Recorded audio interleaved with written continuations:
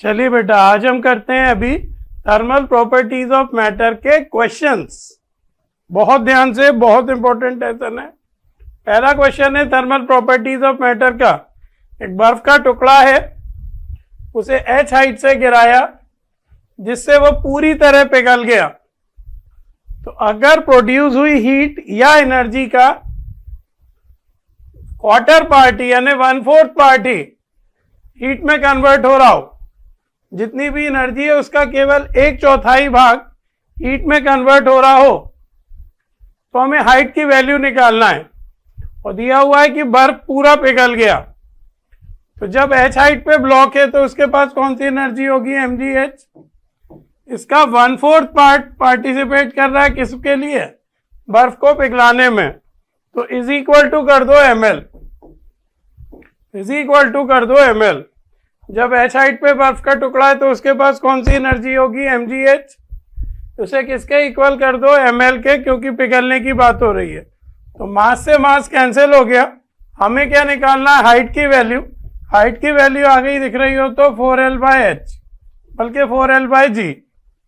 Height की value कितनी आ गई? 4l/g। लेटेंट हीट हमने याद भी की है, प्लस दी भी हुई है। लेटेंट हीट हमें लेना है 3.4 इंटू 10⁵ और ग्रेविटी लेना है 10। ग्रेविटी लेना है 10। तो कितना हो गया ये? 10 से काट दो तो 10⁴। ये कितना हो जाएगा? 4 4 16, 4 3 12, 13.6 इंटू 10⁴ मीटर। तो इसको क्या लिख सकते हैं? 136 इंटू 10⁵ मीटर, या इसको क्या लिख सकते हैं? 136 किलोमीटर। तो 136 किलोमीटर की हाइट से गिराएंगे, 136 किलोमीटर की हाइट से गिराएंगे। देखिए आंसर मैच नहीं हो रहा है। 1/4 of heat is absorb by ice, मतलब mgh का 1/4 पार्ट किस में कन्वर्ट हो रहा है? ml में। तो मास से मास कट गया, तो हाइट आ गई 4l/g। 4 लेटेंट हीट कितनी दी है? 5.4 इंटू 10⁵। ग्रेविटी कितनी है? 10। तो 10 से कट गया ये, तो 13.6 इंटू 10⁴ मीटर, यानी 136 किलोमीटर, यानी ए।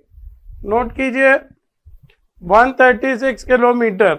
क्या करना है हमें? mgh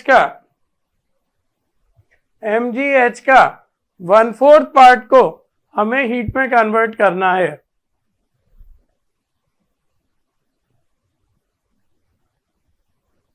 चलिए नेक्स्ट क्वेश्चन देखते हैं।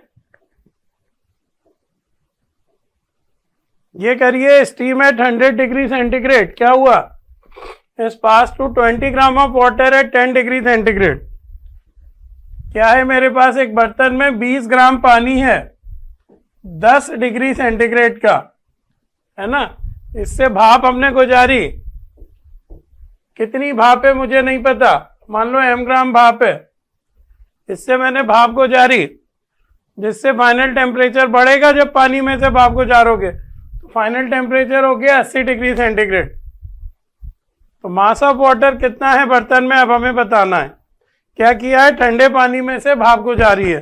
तो इस पूरे प्रोसेस में हीट लूज कौन करेगा? भाप। और उस हीट को लेने वाला कौन होगा? पानी। तो हीट लॉस निकालो bye steam. Heat lost by steam. Steam क्या होगी? पहले कंडेंस होगी, फिर उसका टेम्परेचर ड्रॉप होगा। ml + ms ΔT।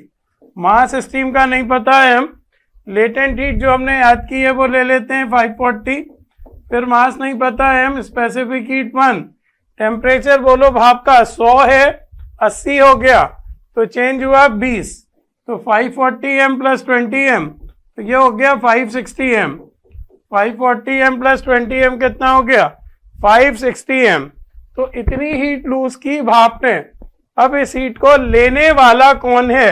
इस हीट को लेने वाला है पानी। Heat gained by water. क्या करेगा पानी हीट लेके? उसका टेम्परेचर राइज होगा। ms डेल्टा टी कितना पानी है 20 ग्राम, स्पेसिफिक हीट 1, शुरू का टेम्परेचर 10 है, बाद का 80 हो गया, तो चेंज इन टेम्परेचर 70। शुरू का टेम्परेचर कितना है 10 है देखो, और फाइनल टेम्परेचर 80 है, तो चेंज इन टेम्परेचर कितना हो गया 70, तो ये आ गया 1400 कैलोरीज। बस दोनों को इक्वल कर दीजिए तो मास आ जाएगा। Heat loss equal to heat gain कर दीजिए, तो 560 m is equal to 1400, m आ गया 1400 बाय 560। 0 से 0 कैंसिल करो, 7 से कैंसिल कर दो, 7 2 जा 14, 7 0, और 7 8 जा 56, 4 से कैंसिल कर दो, 5/2 यानी 2.5 ग्राम। इसको शुद्ध हिंदी में लिखूं तो ये आया कि 2.5 ग्राम स्टीम कंडेंस होगी, 2.5 ग्राम स्टीम कंडेंस होगी। इस पूरे प्रोसेस में 2.5 ग्राम स्टीम कंडेंस होगी। अब मैं ये देखता हूं कि पूछा क्या गया है मुझसे पूछा गया है mass of water present will be, कि बर्तन में कितना पानी हो जाएगा।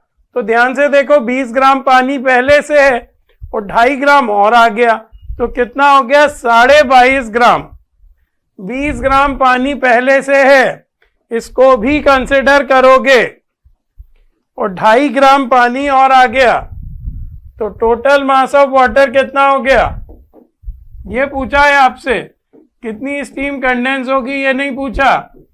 कितना मास पानी का बर्तन में है वो पूछा है, तो 20 में 2.5 और जोड़ दो तो 22.5 ग्राम, 20 में 2.5 और जोड़ दो तो 22.5 ग्राम, 22.5 ग्राम, 22.5 ग्राम यानी डी। आंसर आ गया डी, 22.5 ग्राम यानी आंसर आ गया डी, 22.5 ग्राम यानी आंसर आ गया डी।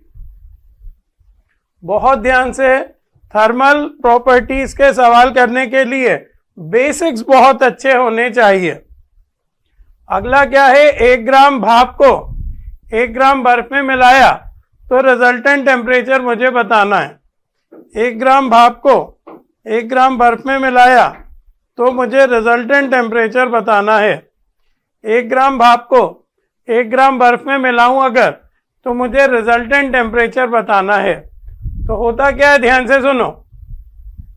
जैसे पहले मैं भाप की बात करूं, तो स्टीम अगर सिर्फ स्टेट चेंज करे 1 ग्राम, सिर्फ अगर स्टेट चेंज करे तो उसको कितनी हीट रिलीज होगी ml। वहां से एक लेटेंट हीट है 540। ये बड़ी देर में कंसेप्ट हमें समझ में आता है। तो स्टीम सिर्फ कंडेंस हो, सिर्फ बस स्टेट चेंज करे, टेम्परेचर ड्रॉप ना हो, तो 540 कैलोरी हीट रिलीज हो रही है। अब बात करो बर्फ की, 1 ग्राम बर्फ की। तो 1 ग्राम बर्फ मान लो, 1 ग्राम बर्फ जो है 0 डिग्री सेंटीग्रेड पर है। इसको मैं गर्म करूं तो पहले इसकी स्टेट चेंज होगी, 1 ग्राम वाटर में कन्वर्ट होगा 0 डिग्री सेंटीग्रेड के, और बहुत से बहुत क्या हो सकता है, इसको हीट अगर मिलती रहे तो 100 ग्राम वाटर में कन्वर्ट होगा, है ना, 100 डिग्री सेंटीग्रेड के वाटर में कन्वर्ट होगा। 1 ग्राम बर्फ को हीट अगर हम देते जाएं तो ज्यादा क्या हो सकता है, टेम्परेचर की बात करना है हमें, तो ज्यादा ये हो सकता है कि उसकी स्टेट चेंज हो और वो 100 डिग्री सेंटीग्रेड के पानी में बदल जाए। तो इस प्रोसेस में हीट कितनी देनी पड़ रही है, Q1। इस प्रोसेस में हीट कितनी देनी पड़ रही है, Q2। इस प्रोसेस में हीट कितनी देनी पड़ रही है, Q1। इस प्रोसेस में हीट कितनी देनी पड़ रही है, Q2। तो इस पूरे प्रोसेस में टोटल हीट कितनी लगेगी, Q1 निकालने के लिए फॉर्मूला लगा ml, Q2 निकालने के लिए फॉर्मूला लगा ms डेल्टा टी। मास कितना, एक लेटेंट हीट 80, मास कितना, एक स्पेसिफिक हीट, एक टेम्परेचर का डिफरेंस हो, तो 180 कैलोरी। तो सिर्फ 180 कैलोरी हीट में जो बर्फ है वो 100 डिग्री सेंटीग्रेड तक पहुंच जाएगा। और हीट तो हमारे पास सरप्लस में है 540 कैलोरी, हीट तो हमारे पास सरप्लस में है 540 कैलोरी। तो 180 कैलोरी हीट लेके बर्फ भी 100 डिग्री सेंटीग्रेड पर पहुंच जाएगा। तो रिजल्टिंग टेम्परेचर होगा 100 डिग्री सेंटीग्रेड। टेम्परेचर ड्रॉप कहीं से कहीं नहीं होगा। स्टीम के पास बहुत ज्यादा एनर्जी रहती है, स्टीम के पास बहुत ज्यादा एनर्जी रहती है, तो टेम्परेचर ड्रॉप कहीं से कहीं नहीं होगा। क्लियर है?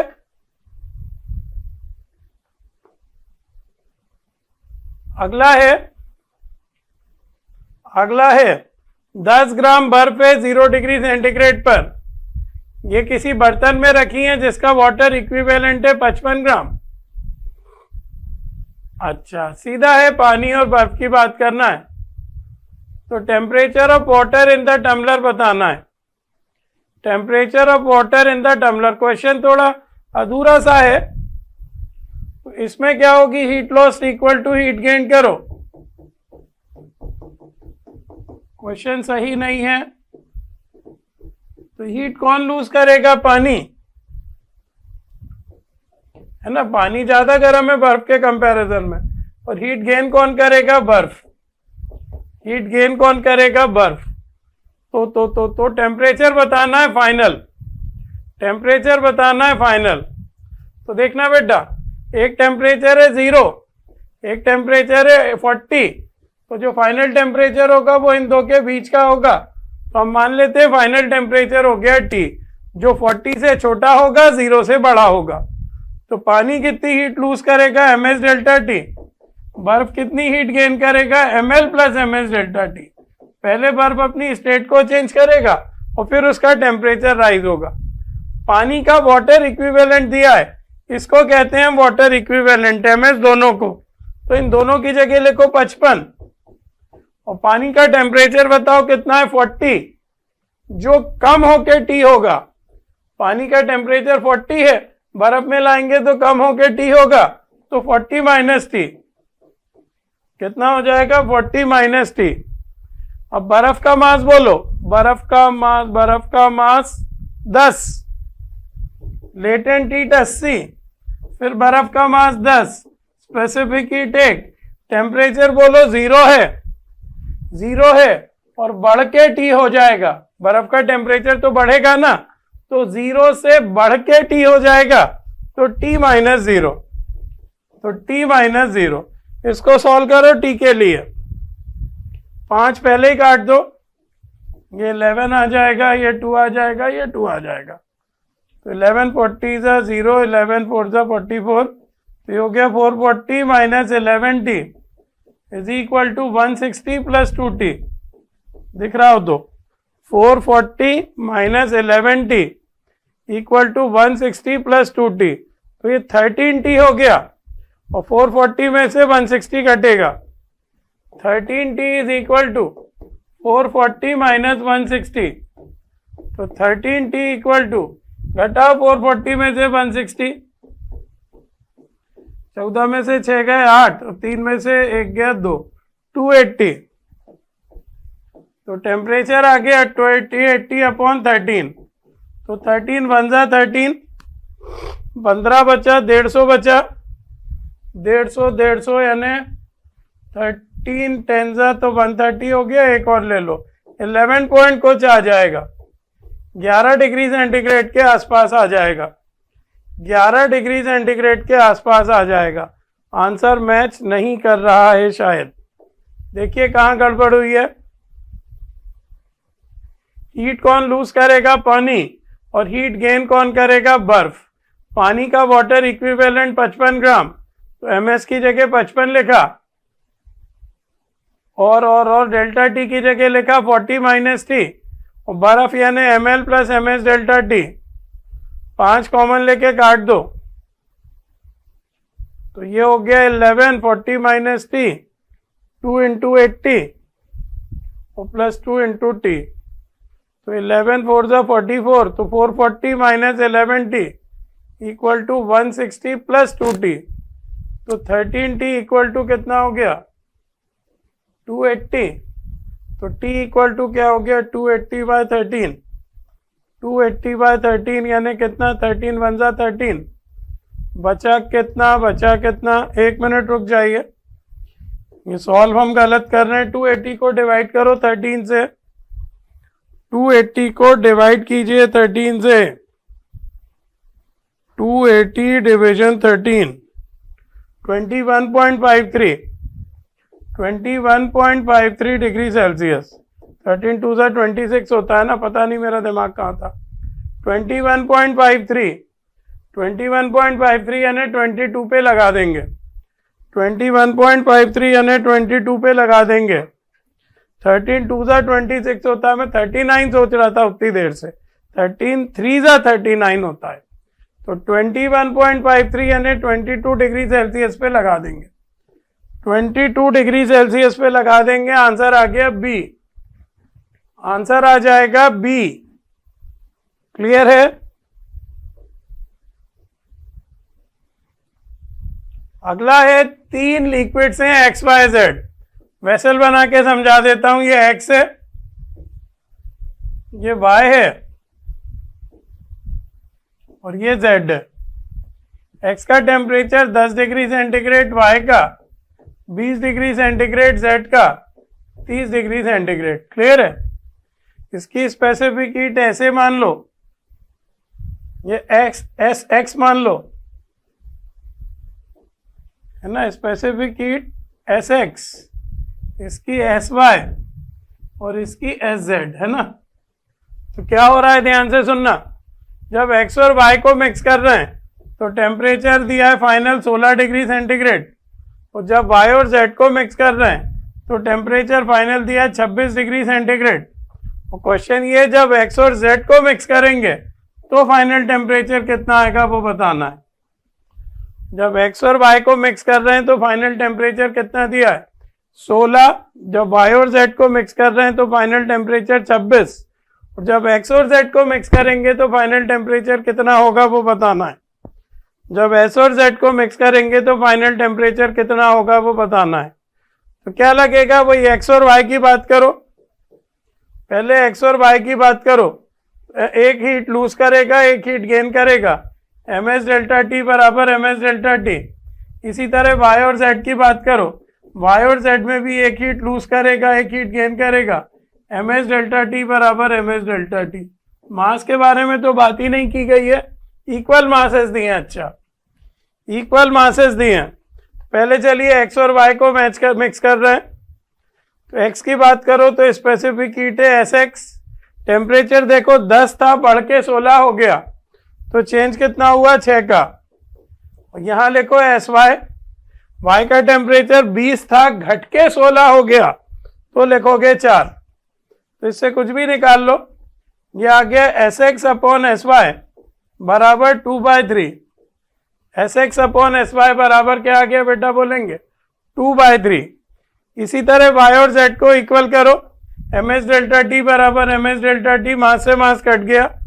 स्पेसिफिक हीट वाई की ले लो एस वाई, टेम्परेचर बोलो 20 है, बढ़ के 26 हुआ, तो कितना बढ़ा 6। और यहाँ लिखो एस जेड, टेम्परेचर बोलो 30 है, घट के 26 हुआ, तो चेंज कितना हुआ 4। इससे S Y upon S Z भी निकाल लो। S Y upon S Z भी कितना आ गया 2/3। मैं इसी पेज पे करना चाह रहा हूं लेकिन अब हो नहीं पाएगा। S Y upon S Z भी कितना आ गया 2/3।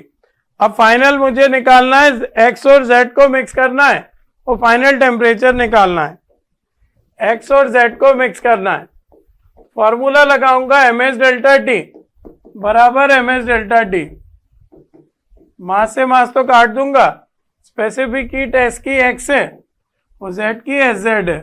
जरा टेम्परेचर देखो एक्स का 10 था और 30 से मिला रहे हैं, तो 10 से बढ़ के टी होगा और ये 30 से घट के टी होगा।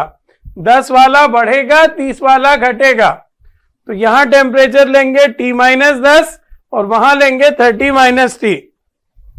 तो यहां लिख दिया T-10, 10 था बढ़ के टी हुआ, और यहां लिख दिया 30 - T, 30 था घट के टी हुआ। तो कुछ भी निकाल लो। एक मिनट पीछे पलटिए जरा। S X by X Y कितना है 2/3। जो पुराने रिजल्ट है वो यहां लिख दे रहा हूं, S X by S Y 2/3 और S Y by S Z भी 2/3। S Y by S Z 2/3। दोनों को यदि मैं मल्टीप्लाई कर दूं तो क्या रिजल्ट आएगा? दोनों को यदि मैं मल्टीप्लाई कर दूं तो S X by S Y into S Y by S Z बराबर 2/3 इंटू 2/3। तो ये आ जाएगा S X by S Z बराबर 4/9। मतलब एस एक्स को 4 मान सकते हो आप, एस जेड को 9 मान सकते हो।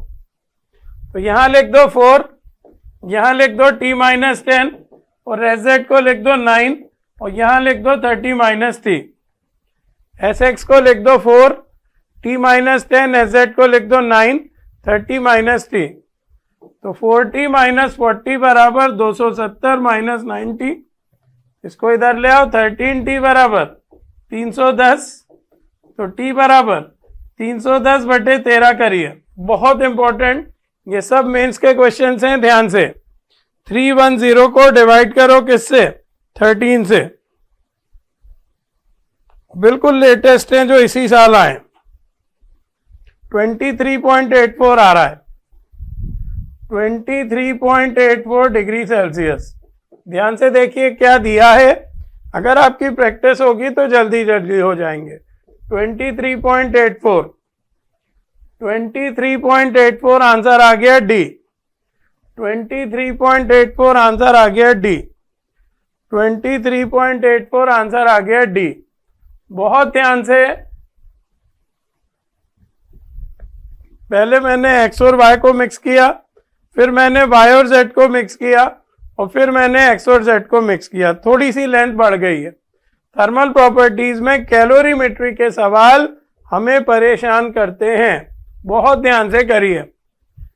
एक कैलोरीमीटर है, उसका वाटर इक्विवेलेंट दिया है 20 ग्राम, इसमें पानी भरा है 180 ग्राम, 25 डिग्री सेंटीग्रेड का। इसमें भाप मिलाई हमने, जिससे फाइनल टेम्परेचर हो गया 31, जिससे फाइनल टेम्परेचर हो गया 31 डिग्री सेंटीग्रेड। तो कितनी भाप मिलाई ये हमें बताना है। द वैल्यू ऑफ एम दिया, एम ग्राम ऑफ स्टीम, कितनी भाप मिलाई वो हमें बताना है। तो इस पूरे प्रोसेस में हीट लूज कौन करेगा? स्टीम। कैसे? पहले स्टेट चेंज करेगा, कंडेंस होगा और फिर उसका टेम्परेचर ड्रॉप होगा। तो मास कितना है स्टीम का नहीं पता, लेटेंट हीट वही जो याद की है वो ले लेते हैं 540, फिर मास एम, स्पेसिफिक हीट एक, टेम्परेचर भाप का 100 होगा, 100 से घट के 31 हो गया। तो चेंज कितना हुआ? 69। चेंज कितना हुआ? 69। तो 540 एम प्लस 69 एम कितना हो जाएगा? उसे 70 मान लो तो 610 है ना, 610 और एक कम कर दो तो 609, 609 एम आ गया। ये 609 एम तो हीट लूज की किसने? स्टीम ने। अब इस हीट को लेने वाला कौन है? Heat gained by water and calorimeter. इसमें हम बर्तन की भी बात करेंगे। क्यों? क्योंकि सवाल में बात करी गई है, वाटर इक्विवेलेंट दिया है ना बर्तन का, मतलब हमें बर्तन की भी बात करना है। कुल मिला के ये ms डेल्टा टी और ms डेल्टा टी 2 बार लगेगा, एक बार पानी के लिए, एक बार बर्तन के लिए। पानी का मास है 180, स्पेसिफिक हीट एक, डेल्टा टी बोलो 25 से बढ़ के 31 हो गया तो 6 प्लस, और बर्तन का हमें वाटर इक्विवेलेंट दिया है। वाटर इक्विवेलेंट यानी क्या? वाटर इक्विवेलेंट यानी ms। वाटर इक्विवेलेंट यानी क्या? वाटर इक्विवेलेंट यानी ms। तो यहां लिखेंगे 20 और डेल्टा टी बोलो वही 25 था, बढ़ के 31 हो गया तो 6। तो जोड़ो 186 जा कितना होगा? 185 जा होता है 90 और 186 में और जोड़ दो 108, 108।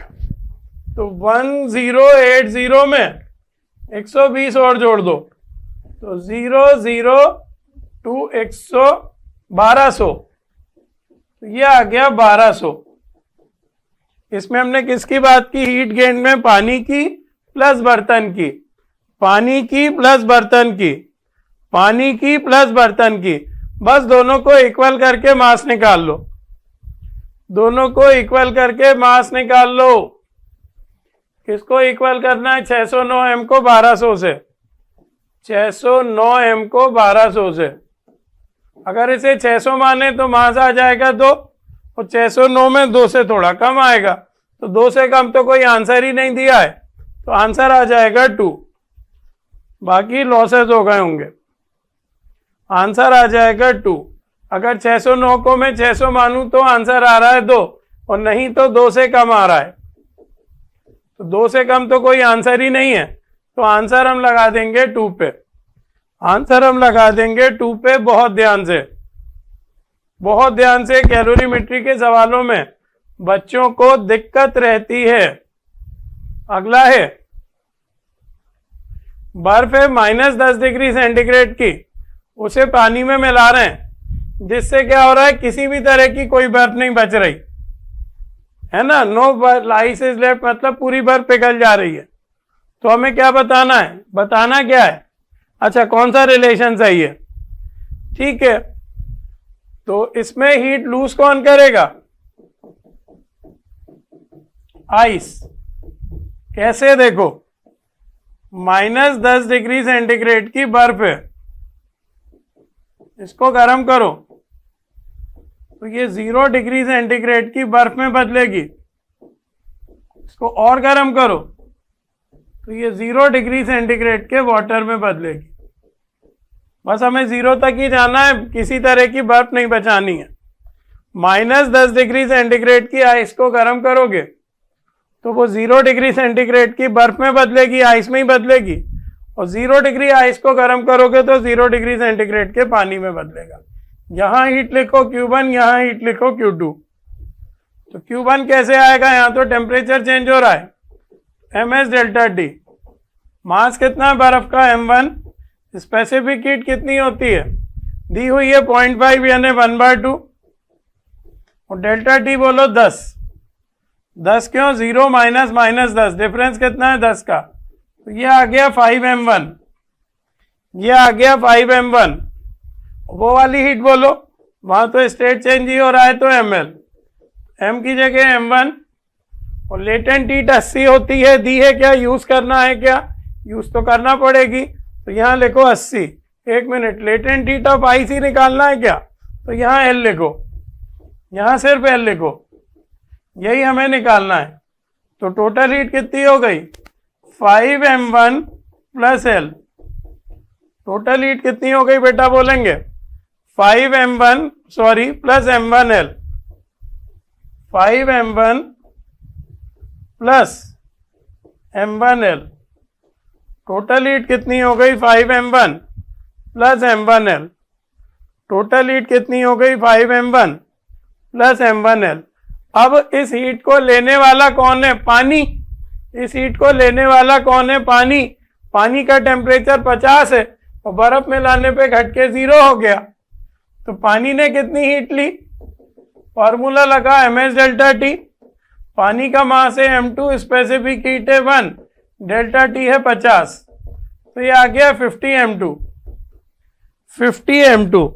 तो दोनों को इक्वल कर दीजिए और लेटेंट हीट के लिए फॉर्मूला बना लीजिए। दोनों को इक्वल कर दीजिए और लेटेंट हीट के लिए फॉर्मूला बना लीजिए। दोनों को इक्वल कर दीजिए और लेटेंट हीट के लिए फॉर्मूला बना लीजिए। इक्वल करिए दोनों को। 5m1 प्लस m1L बराबर 50m2, m1L बराबर 50m2 माइनस 5m1, तो लेटेंट हीट बराबर 50m2 bye m1 minus 5, m को नीचे ले गए, 50m2 बाय m1 माइनस 5, तो 50m2 बाय m1 माइनस 5 यानी ऑप्शन आ गया ए। 50m2 बाय m1 माइनस 5 यानी ऑप्शन आ गया ए। 50m2 बाय m1 माइनस 5 यानी ऑप्शन आ गया ए। बहुत ध्यान से कैलोरीमेट्री ये हमें परेशान करती है, बहुत ध्यान से।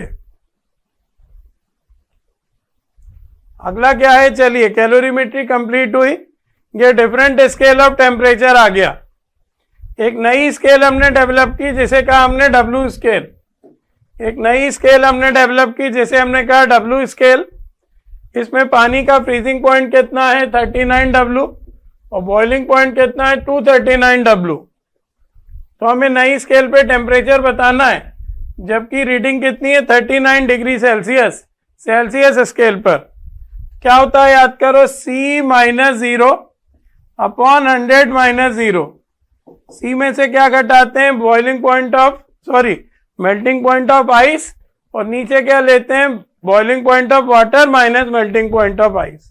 तो यहां हो जाएगा W माइनस बर्फ कितने पे पिघल रहा है 39 अपॉन 239 माइनस 39। तो ये तो बन गया सेल्सियस में और नई स्केल में रिलेशन। अब सेल्सियस कितना दिया है, ये हमें 39 दिया है और W निकालना है। तो यहां लिखो 39 अपॉन 100 बराबर W माइनस 39 अपॉन 200। 13 की जगह 39 लिख दिया, तो 39 अपॉन 100 बराबर W माइनस 39 बाय 200। 2 जीरो से 2 जीरो कैंसिल, तो W बराबर हो गया, दिख रहा हो तो 39 प्लस 39 यानी 78। 39 प्लस 39 यानी 78 डिग्री W। कितना आंसर आ गया 78 डिग्री W। देखो गलत तो नहीं किया है कहीं, ये गलत हो गया, ये 2 हमने नहीं छोड़ा है, ये नहीं आएगा 78, ये 2 छोड़ दिया हमने। तो क्या आएगा दिख रहा हो तो, ये 2 को ऊपर ले आओ, तो 2 इंटू 39 बराबर W माइनस 39, ये हो जाएगा 78 बराबर W माइनस 39। W बराबर 78 प्लस 39, 80 और 40 120 और 3 घटा दो 117 डिग्री W आ गया। 117। तो बहुत ध्यान से, मैंने भी गड़बड़ की, इस 2 को लिखना भूल गया था मैं। 117 डिग्री W। कुल मिला के ये समझ में आया कि बहुत ध्यान से कैलकुलेशन करो, उन्हें पता है आपसे कहाँ गलती हो सकती है।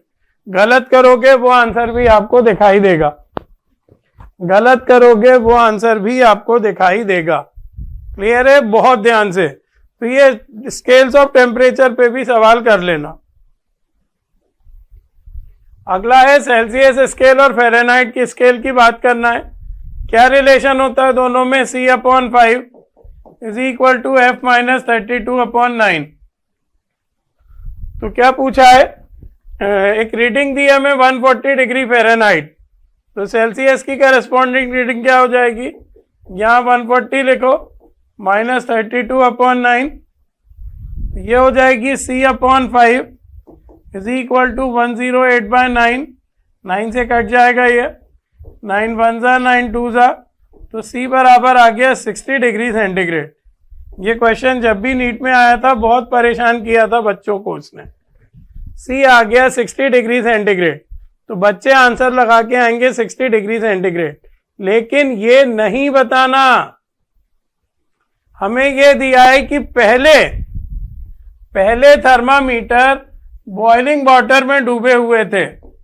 पहले थर्मामीटर किस में डूबे हुए थे, बॉइलिंग वाटर में, यानी इनिशियल टेम्परेचर 100 डिग्री सेंटीग्रेड था और बाद में 60 डिग्री सेंटीग्रेड हो गया, ये हमने निकाला।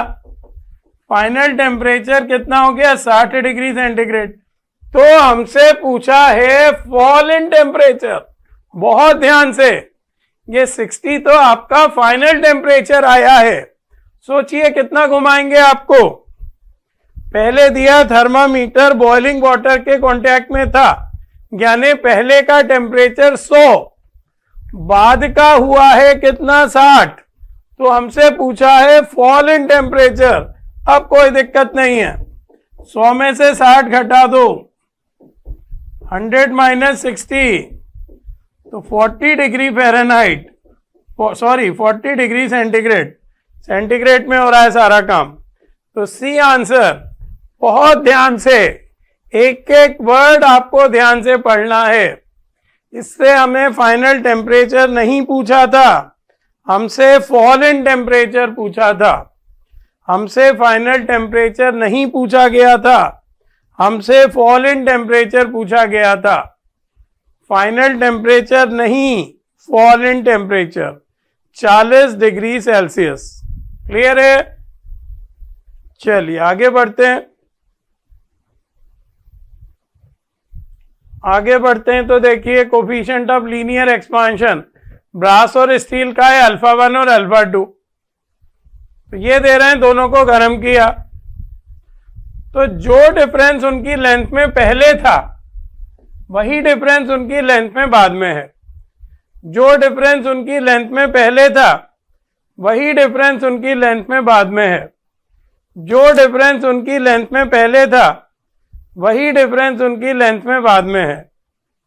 तो जैसे शुरू की लेंथ L2 और L1 मानी, बाद की लेंथ मान लो L2 डैश और L1 डैश।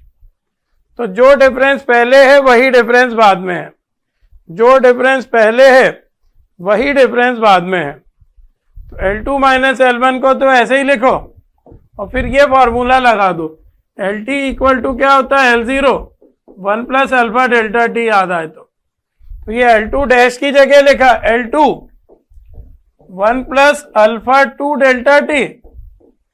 समझ रहे हो? L2 डैश इतना होगा और L1 डैश की जगह लिखा L1 1 plus alpha 1 delta T. ऐसा जो डिफरेंस पहले था वही डिफरेंस बाद में है। तो L2 माइनस L1 बराबर L2 डैश की जगह क्या लिख दिया, L2 1 plus alpha 2 delta T, L1 dash की जगह लिख दिया L1 1 plus alpha 1 delta T. L2 minus L1 बराबर L2 plus L2 into alpha 2 into delta T minus L1 into alpha 1 into delta T. तो ये L2 माइनस L1 से L2 minus L1 cut गया, किसी एक को इधर ले आओ, L1 अल्फा 1 डेल्टा टी बराबर L2 अल्फा 2 बराबर L2 alpha 2 delta T. Delta T से delta T cancel, alpha 1 L1 is equal to alpha 2 L2। ये आंसर। बहुत इंपॉर्टेंट क्वेश्चन, ध्यान से। L1 अल्फा 1 या अल्फा 1 L1 बराबर अल्फा 2 L2। बहुत ध्यान से क्वेश्चन कीजिए। क्या दिया था कि जो डिफरेंस पहले है वही डिफरेंस बाद में है, जो डिफरेंस पहले है वही डिफरेंस बाद में है। तो L2 डैश की जगह क्या लिख दिया, L2 1 plus alpha 2 delta T, और L1 डैश की जगह क्या लिख दिया, L1 1 plus alpha 1 delta T. थोड़ा सा सॉल्व किया तो आंसर आ गया B। थोड़ा सा सॉल्व किया तो आंसर आ गया B। ये एक्सपांशन के सवाल चल रहे हैं, तो एक्सपांशन के सवालों में ध्यान रखिए, थोड़ी सी कैलकुलेशन रहती है।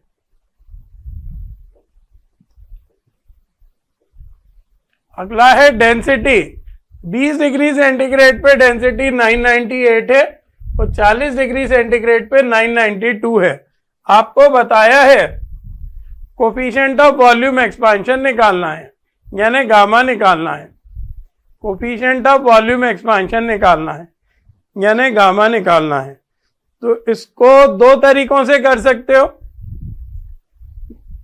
एक तो डायरेक्ट कर दो, क्या होता है, रोटी बराबर रो नॉट।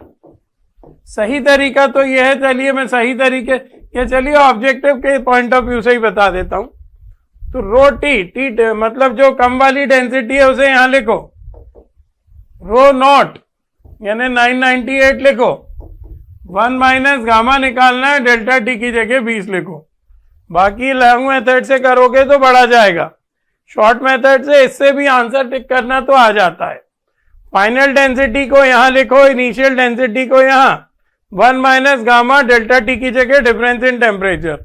ये 992 से 998 काट दो, 4 से कैंसिल करो, 992 अपॉन 998 बराबर 1 माइनस 20 गामा। करते हैं अभी, 20 गामा को इधर ले आओ, तो 20 गामा बराबर 1 माइनस 992 अपॉन 998 तो 20 गामा बराबर ये 6/998 ऐसा, तो गामा बराबर 6/998 इंटू 20।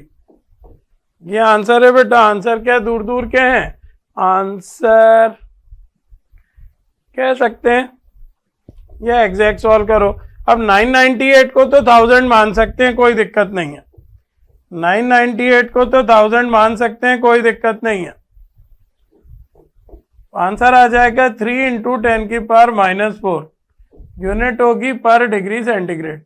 ये इतना सा अप्रोक्सीमेशन हमने किया। 900 998 को 1000 मान लो, तो दिया है आंसर ए। तो डेंसिटी आपको पता होगा टेम्परेचर के बढ़ने पे घटती है।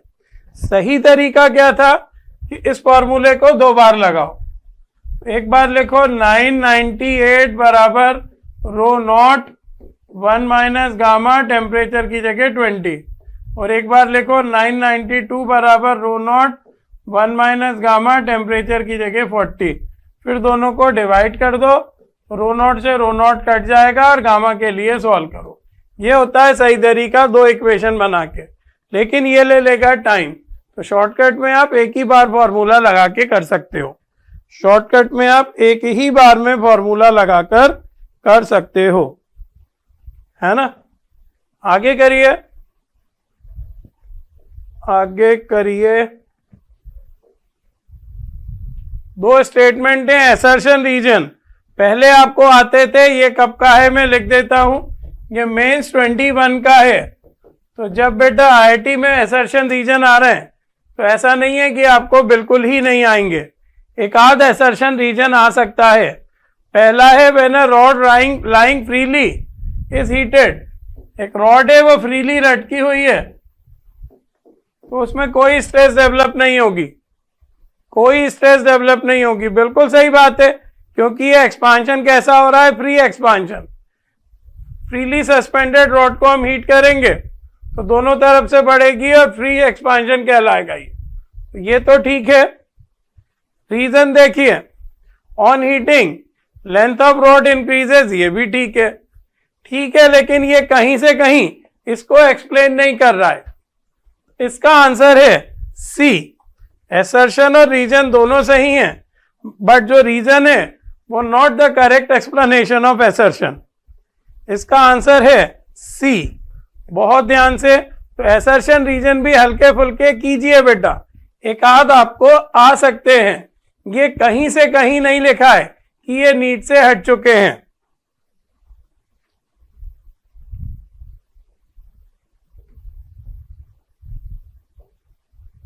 अगला, at 40 degree centigrade, at 40 degree centigrade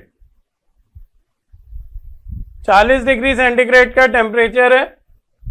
brass wire का रेडियस दिया 1 mm, एक मास लटकाया उससे, इसको 40 से इसका टेम्परेचर 20 कर दिया, तो इसकी शुरू की लेंथ दी है। कोफिशिएंट ऑफ लीनियर एक्सपांशन यानी अल्फा दिया है ये, और ये वाई दिया है, मास निकालना है कि कितना मास लटकाया। डाटा देख के आपको समझ में आ रहा होगा कौन सा फॉर्मूला लगेगा। इलास्टिसिटी में पढ़ा है हमने फोर्स का, वाई ए अल्फा डेल्टा टी, बहुत इंपॉर्टेंट फॉर्मूला, ध्यान रखिए इसे।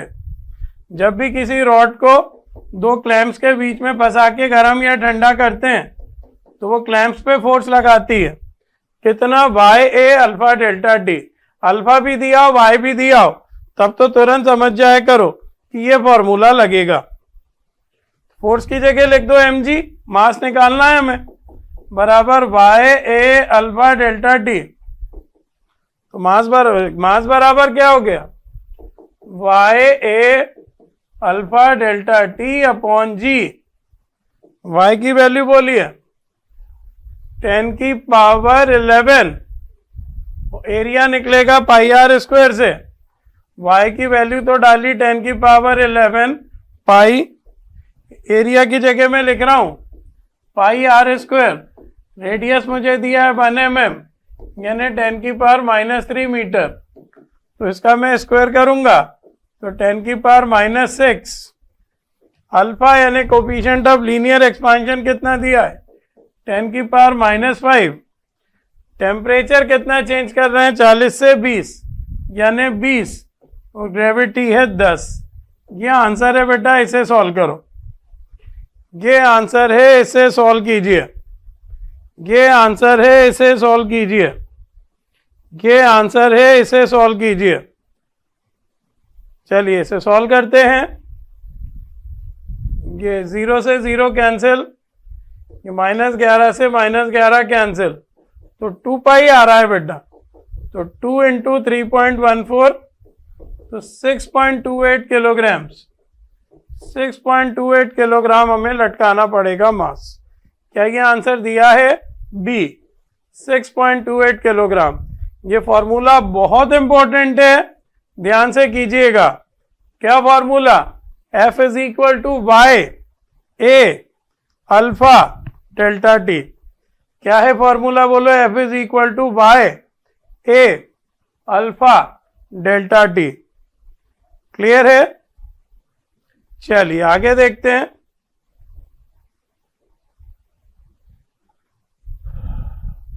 दो रॉड हैं ए और बी, आइडेंटिकल डायमेंशन से। ये छोटी छोटी चीजें पढ़ा करो। और टेम्परेचर भी दोनों का सेम है 30। ए को 180 डिग्री सेंटीग्रेड तक गर्म किया और बी को 30 डिग्री सेंटीग्रेड से गर्म किया, तो इनकी नई लेंथ सेम है। जितनी पहली रॉड की है LA, उतनी ही दूसरी रॉड की है LB। तो LA की जगह लिख सकते हैं L0 1 + alpha A × delta T. LB की जगह भी लिख सकते हैं L0 1 + alpha B × delta T. कौन सा फॉर्मूला लगा है पता है ना? LT = L0 1 + alpha delta T. कौन सा फॉर्मूला लगा है? ध्यान से देखो। LT = L0 1 + alpha delta T लगा है। तो फिर शुरू की देखो, दोनों के डायमेंशन सेम है शुरू में। तो शुरू की इनिशियल लेंथ सेम है दोनों की। 1 से 1 भी काट दो। टेम्परेचर की बात करें, चलो। अच्छा ये भी दिया है साथ में, alpha A / alpha B। Alpha A / alpha B दिया है 4/3। मतलब अल्फा A की जगह 4 लिख दो और अल्फा B की जगह 3 लिख दो।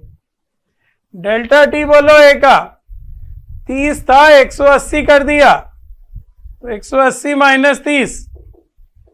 और डेल्टा टी बोलो B का 30 था, T कर दिया, तो T - 30।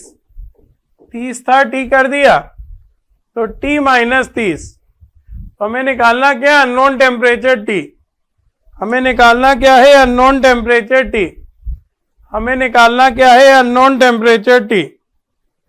तो फिर 180 में से 30 गए तो 150, 150 का 4 गुना 600 बराबर 3, T - 30, ये कट गया 200, तो T आ गया, दिख रहा हो तो 230 डिग्री सेंटीग्रेड। बहुत ध्यान से, ये सब लेटेस्ट क्वेश्चंस हैं। T आ गया, ध्यान से देखो, 230 डिग्री सेंटीग्रेड।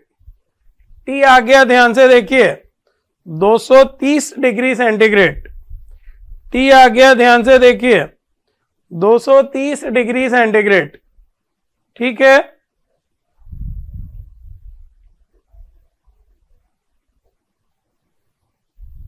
अगला ये कंप्लीट हुआ बेटा, different scale of temperature and thermal expansion. ये क्वेश्चंस आ गए हैं अब ट्रांसमिशन ऑफ हीट के। ये भी बड़ा इंपॉर्टेंट है। आपको 4 लॉ बताए गए हैं, Newton's law of cooling, Stefan's law, Wien's law, Kirchhoff's law. उन पे बेस 1-1, 2-2 क्वेश्चंस कीजिए। 2021 में क्या आया था? न्यूटन्स लॉ ऑफ कूलिंग था। ये किसका क्वेश्चन है बेटा? देखो वीन्स लॉ का है, वेवलेंथ की बातें हैं। शुरुआती वेवलेंथ कितनी दी है? λ0, और बाद की वेवलेंथ कितनी दी है? 3/4 λ0। तो टेम्परेचर निकाल लो, फिर देखते हैं क्या क्वेश्चन है। शुरुआती वेवलेंथ λ0 दी है, इतना तो दिख ही रहा होगा, और बाद की वेवलेंथ 3 λ0 दी है। तो λ × t बराबर कांस्टेंट होता है, तो λ1T1 बराबर क्या, λ2T2। λ1T1 बराबर क्या होता है बेटा, λ2T2। तो λ1 मुझे दिया है λ0, T1 को T1 लिख दो। λ2 मुझे दिया है 3/4 λ0 और T2 को T2 लिख दो। λ0 से λ0 काट दो, तो T1/T2 आ गया 3/4, T1/T2 आ गया 3/4। तो इसकी फोर्थ पावर ले लो, दो लॉ को मिला के क्वेश्चन बनाया है। T1/T2 पूरे की पावर 4, तो 3 की पावर 4 होती है 81 और 4 की पावर 4 होती है 256। अब हमें पता है एनर्जी या पावर, ये स्टीफन का लॉ पढ़ा है अपन ने, यहां लिख रहा हूं मैं, स्टीफन का लॉ होता है। अब स्टीफन का लॉ लगेगा, हमें बात करनी है पावर की। तो एनर्जी बराबर होता है सिग्मा AT, T की पावर 4। तो एनर्जी बाय टाइम क्या हो जाता है, सिग्मा AT की power 4। Energy by time power होता है, तो पावर प्रोपोर्शनल टू हो जाता है T की पावर 4। ये वीन का लॉ और स्टीफन के लॉ दोनों का मिक्स क्वेश्चन है। तो ये टेम्परेचर की चौथी पावर के कौन प्रोपोर्शनल रहता है, पावर। तो P1/P2 लिख दो ऐसे, बराबर 81/256। P1/P2 लिख दो 81/256, P1/P2 लिख दो, है ना। जो टेम्परेचर का रेशो रहता है वही पावर का रेशो रहता है, जो टेम्परेचर की फोर्थ पावर का रेशो रहता है। तो शुरू की पावर दी है P, बाद की पावर कितनी दी है, the power radiated by NP बराबर 81/256। मुझे n की वैल्यू निकालना है, n आ गया 256/81। बहुत ध्यान से, यहीं पर मत रुक जाना, हमें तो n निकालना है। तो n आ गया 256/81, n आ गया 256/81, n आ गया 256/81। नोट कीजिए।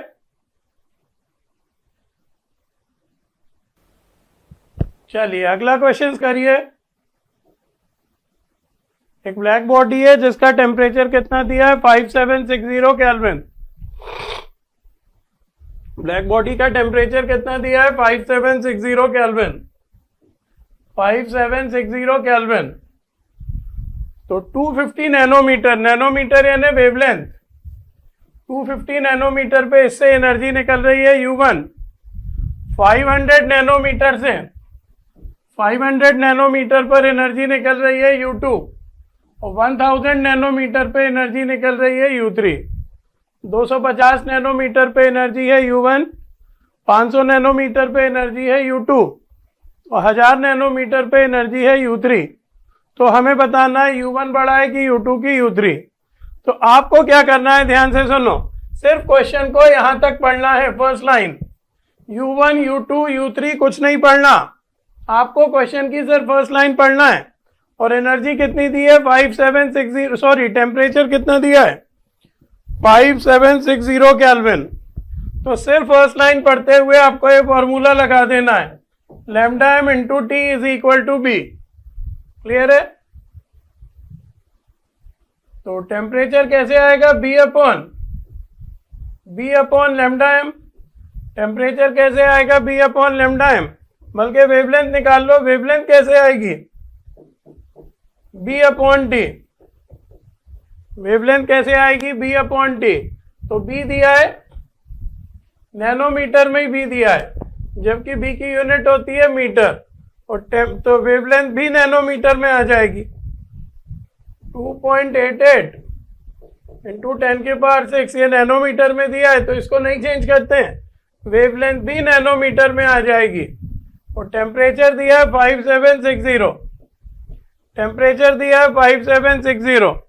तो इसको सॉल्व करो तो वेवलेंथ आएगी नैनोमीटर में, वेवलेंथ आएगी नैनोमीटर में। B की यूनिट, B की वैल्यू गलत दी है, 10⁶ नैनोमीटर। तो ये ले लिया नैनोमीटर में, टेम्परेचर भी ले लिया, तो वेवलेंथ भी नैनोमीटर में आ जाएगी। तो नैनोमीटर में, अच्छा ठीक है।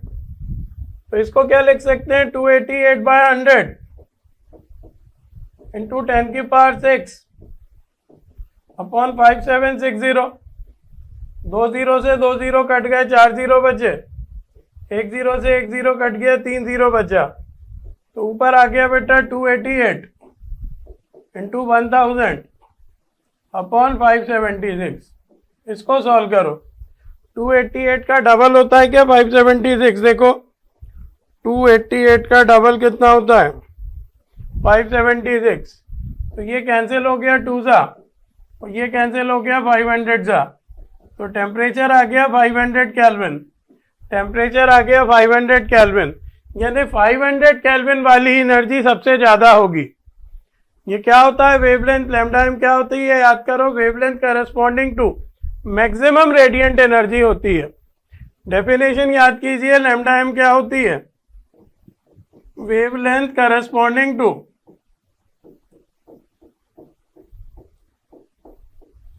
मैक्सिमम रेडिएंट एनर्जी,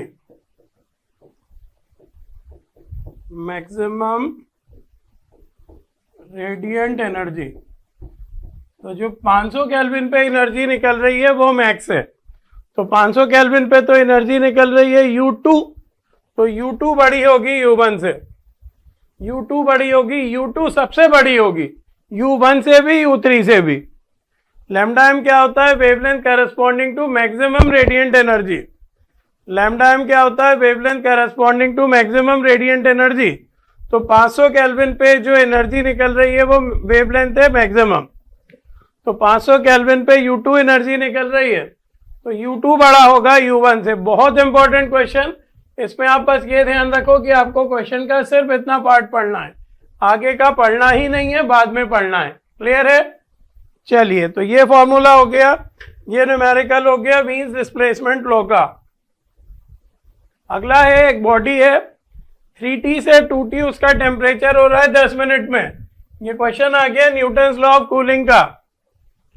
जबकि रूम टेम्परेचर है T, जबकि रूम टेम्परेचर क्या है T, एक बॉडी है उसका टेम्परेचर कितना है बेटा बोलेंगे, 3T से 2T हो रहा है कितनी देर में, 10 मिनट में, जबकि रूम टेम्परेचर कितना है T, तो अगले 10 मिनट में उसका टेम्परेचर कितना हो जाएगा वो बताना है। तो ऐसे सवाल ये 2021 में भी आया है, θ1 माइनस θ2 इक्वल टू के, θ1 प्लस θ2 बाय 2 माइनस θ। ये मैंने लिख दिया न्यूटन्स लॉ ऑफ कूलिंग का एक्सप्रेशन। इस फॉर्मूले को आप 2 बार लगाइए, इस फॉर्मूले को आप 2 बार लगाइए। शुरू का टेम्परेचर 3T, शुरू बाद का टेम्परेचर 2T, टाइम है 10 मिनट, इज इक्वल टू के 3T प्लस 2T बाय 2, और आसपास का टेम्परेचर कितना है -T। अब हमसे पूछा है कि अगले 10 मिनट में कितना हो जाएगा, तो शुरुआती 10 मिनट में तो 3T से 2T हो गया है, अगले 10 मिनट में मान लेते हैं 2T से x हो गया, तो यही x हमें निकालना है, 2T माइनस एक्स बाय 10 अगले 10 मिनट, यानी टाइम 10 ही लेना है, is equal to K 2T plus X by 2 minus T। Clear है? अब आप क्या कीजिए, दोनों को डिवाइड कीजिए, x के लिए सॉल्व कीजिए। अब आप क्या कीजिए, दोनों को डिवाइड कीजिए, x के लिए सॉल्व कीजिए। अब आप क्या कीजिए, दोनों को डिवाइड कीजिए, x के लिए सॉल्व कीजिए। क्लियर है?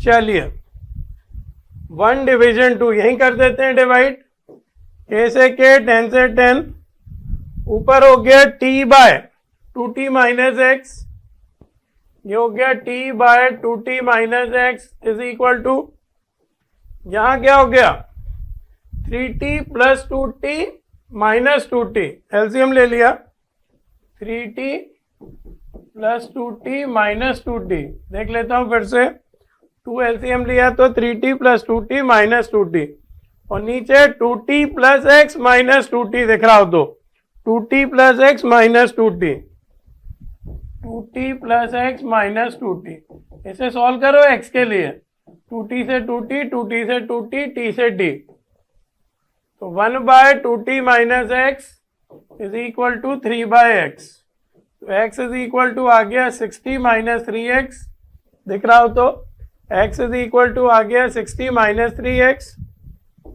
तो 4x is equal to 60, x is equal to 3t/2। तो क्या है, अगले 10 मिनट में उसका टेम्परेचर कितना हो जाएगा, 3t/2 यानी 1.5t। देखते हैं दिया है, इसी फॉर्म में दिया है 3/2t। ये 2021 में इस पे आया है न्यूटन्स लॉ ऑफ कूलिंग पे, तो इसे विशेष ध्यान से कीजिए।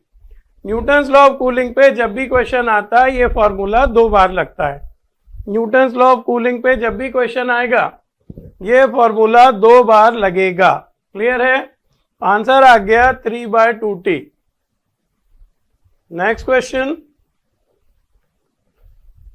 सेम यही न्यूटन्स लॉ ऑफ कूलिंग पे 70 to 60 हो रहा है 5 मिनट में, और अगले 5 मिनट में हो रहा है 60 से 54। तो सराउंडिंग का टेम्परेचर निकालना है। शुरुआती 5 मिनट में 70 से 60 और अगले 5 मिनट में 60 to 54। तो हमें सराउंडिंग का टेम्परेचर निकालना है। क्या हो जाएगा, 70 - 60/5 is equal to K 70 + 60/2 minus surrounding के टेम्परेचर को थीटा नाम दे दो। First equation 70 - 60/5 is equal to K 70 + 60/2 minus theta. अगले 5 मिनट में कितना हो गया, 60 - 54/5 इज इक्वल टू के 60 + 54/2 माइनस थीटा। क्लियर है, दोनों को डिवाइड कर दीजिए, थीटा के लिए सॉल्व कर लीजिए। जब भी न्यूटन्स लॉ ऑफ कूलिंग पे क्वेश्चन आता है तो एक्सप्रेशन को हमें 2 बार लगाना पड़ता है। तो 1 डिवीजन 2, 5 से 5 कट गया, 10/6 इज इक्वल टू क्या हो जाएगा, 65 माइनस थीटा, और 60 50 110 114, 114 का आधा 114 का आधा 57 अपॉन 57 माइनस थीटा। दिख रहा हो तो 70 60/2 65 हो गया, माइनस थीटा 60 54 हो गया, 114 114/2 57। तो 5/3 is equal to 65 minus theta upon 57 minus theta.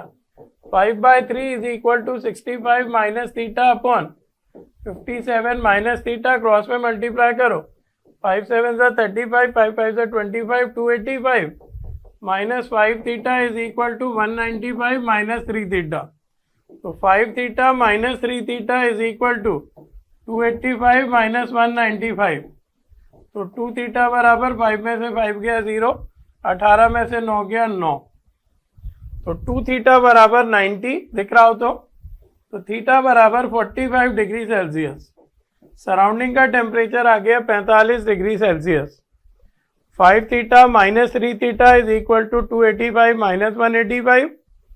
तो 2 थीटा इक्वल टू 90, तो theta equal to 45 degree, 45 degree Celsius, 45 degree Celsius. ध्यान से सॉल्व ध्यान से देख लेना। 10/6 is equal to 65 minus theta 57 minus theta, बिल्कुल सही सॉल्व किया है। तो 10/6 को लिखा, 5/3 क्रॉस मल्टीप्लाई किया, 57 5 285 minus 5 theta is equal to 195 minus 3 theta. 2 theta is equal to 90, theta equal to 45 degree Celsius. Clear है। तो न्यूटन्स लॉ ऑफ कूलिंग ध्यान से कीजिएगा, रिसेंटली यही पूछा गया है आपसे। अगला, एक कोई ब्लैक बॉडी है 227 डिग्री सेंटीग्रेड पे, उससे एनर्जी कितनी निकल रही है, 7 कैलोरी। तो 727 डिग्री सेंटीग्रेड पे कितनी निकलेगी वो बताना है। ये आ गया स्टीफन्स लॉ। ये क्या आ गया, स्टीफन्स लॉ।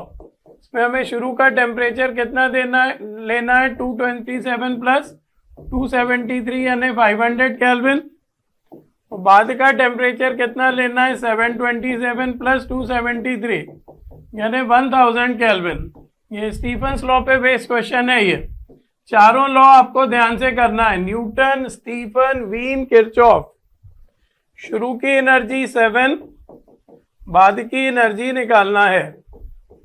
हमें पता है एनर्जी प्रोपोर्शनल होती है टेम्परेचर की 4th पावर के। E1 बाई E2 बराबर T1 by T2 whole to the power 4।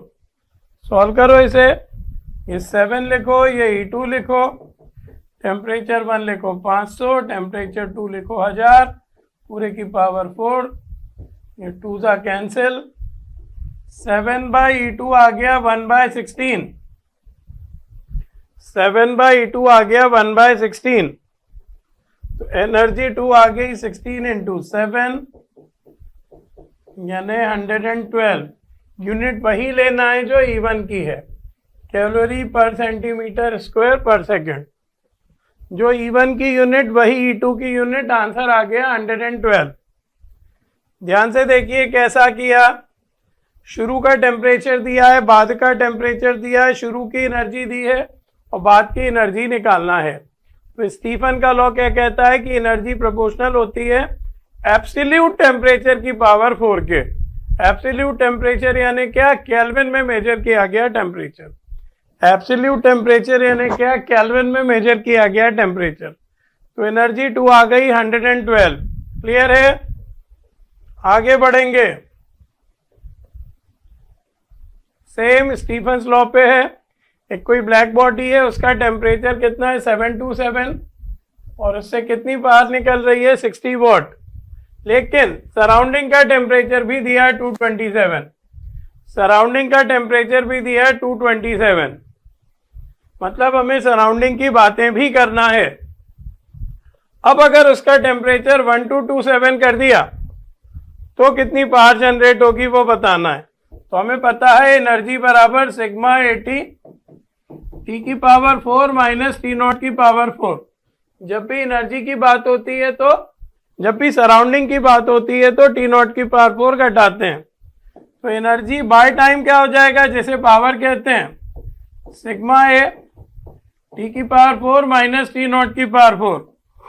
तो एनर्जी बाय टाइम हो जाएगा पावर, ये एक तरह से प्रोपोर्शनल आ गया किसके, टी की पावर 4 माइनस टी नॉट की पावर 4 के। ये फॉर्मूला हम लगाएंगे। तो शुरू की पावर मुझे दी है 60, बाद की पावर मुझे निकालना है। शुरू का टेम्परेचर कितना दिया है 727 यानी 1000 केल्विन, चेंज तो कर लेते हो ना, 227 यानी 500 केल्विन और 1227 यानी 1500 केल्विन। तो पहले हमें बात करना है शुरू की यानी 1000 और 500 की। बॉडी का टेम्परेचर है 1000 और सराउंडिंग का टेम्परेचर है 500। बाद में बॉडी का टेम्परेचर हो गया 1500 और सराउंडिंग का टेम्परेचर वही बना रहा 500। तो जब सराउंडिंग भी दिया हो तो सराउंडिंग का टेम्परेचर घटाते हैं, तो दोनों में से घटाना है बोथ पावर। तो 500 कॉमन लेके काट दो सब में से, इसको 500 से काटेंगे तो 2, इसको 500 से काटेंगे तो 1, इसको 500 से काटेंगे 3, इसको 500 से काटेंगे तो 1। तो 60 by P is equal to हो गया 2 की पावर 4 यानी 16, 1 की पावर 4 यानी 1, 3 की पावर 4 यानी 81, 1 की पावर 4 यानी 1। तो 60 by P equal to 15 by 80, ऊपर हो गया 15, नीचे हो गया 80, ऊपर हो गया 15, नीचे हो गया 80, 5 से कैंसिल कर दो, 3 जा 5 1 जा 5, 5 6 जा 13, फिर 3 को इससे काट दो 20 जा, तो पावर आ गई 20 इंटू 16 यानी पावर बढ़ गई, तो लगभग आ गई 320 वॉट। 60 वॉट की बजाय अब नई पावर आ गई 320 वॉट। 60 वॉट की बजाय अब नई पावर आ गई 320 वॉट। 60 वॉट की बजाय अब नई पावर आ गई 320 वॉट। 60 वॉट की बजाय अब नई पावर आ गई 320 वॉट। 60 वॉट की बजाय अब नई पावर आ गई 320 वॉट। ध्यान से देखिए कैसे।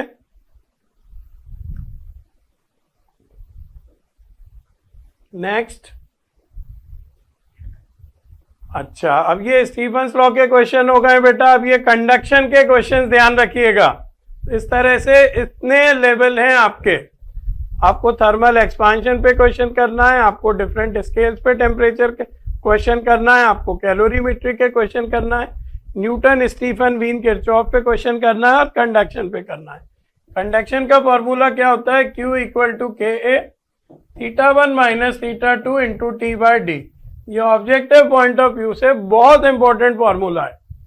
ये ऑब्जेक्टिव पॉइंट ऑफ व्यू से बहुत इंपॉर्टेंट फॉर्मूला है। हमें बात करना है rate of flow of heat की, तो टाइम को नीचे ले आओ।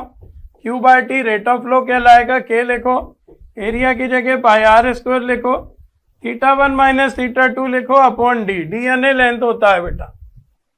तो हमारे पास दो रॉड्स हैं, उनके डायमीटर का रेशो दिया है 1:2,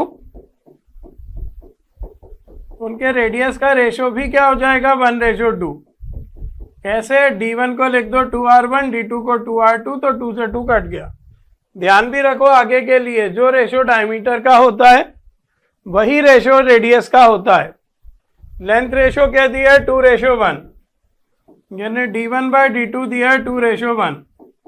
लेंथ रेशो क्या दिया है 2:1, तो D1 बाई D2 दिया है 2:1। टेम्परेचर डिफरेंस सेम है और rate of flow of heat की बात करना है, तो rate of flow of heat देखो आर स्क्वायर पे डिपेंड करती है और डी के उल्टा चलती है। Rate of flow of heat R square पे डिपेंड करती है और डी के उल्टा चलती है। फॉर्मूला क्या हो जाएगा? Q से ही लिख देता हूँ, Q1 बाई Q2 बराबर R1 square by R2 square into D2 by D1।